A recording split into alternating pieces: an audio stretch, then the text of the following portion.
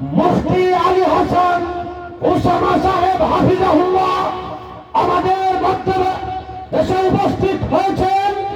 অল্প কিছুক্ষণের মধ্যেই হযরত ওনার গুরুত্বপূর্ণ তাফসীর পেশ করবেন।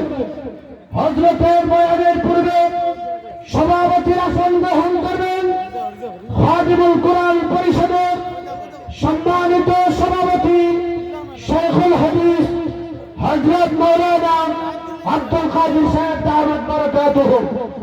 সহ সভাপতি আসন গ্রহণ করবেন খাদিমুল কোরআন পরিষদের সম্মানিত সফল সাধারণ সম্পাদক জনাব রহিম বখত মুসা। সম্মানিত উপস্থিতি, সুপ্রিয় সুধানগরবাসী, আমি আগেও বলেছি আমাদের সুধানগরের একটা ঐতিহ্য আছে, আমাদের একটা সুনাম আছে।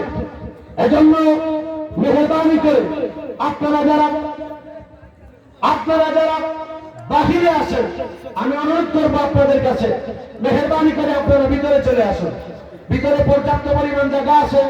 যে সমস্ত যুবক ভাইয়েরা বাহিরে আসেন, অনুরোধ করব, খাদিমুল কোরআন পরিষদ অত্যন্ত অক্লান্ত পরিশ্রম করে বিশাল সুন্দর এই ইন্তজাম করেছে। আমি অনুরোধ করব যে সমস্ত ভাইয়েরা ডান দিকে দাঁড়িয়ে আছেন, মেহরবানি করে আপনারা ভিতরে চলে আসুন। সম্মানিত তৌহিদুল ইসলাম খাদিমুল কোরআন পরিষদের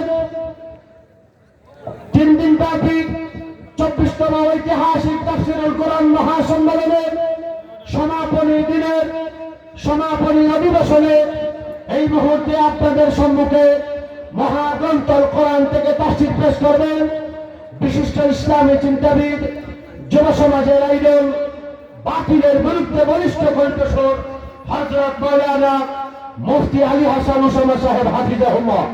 হযরত মাওলানা মুফতি আলী হাসান ওসামা সাহেব হাফিজাহুল্লাহ হযরতকে ওনার গুরুত্বপূর্ণ তাকরীর পেশ করার জন্য সবিনয় অনুরোধ করছি।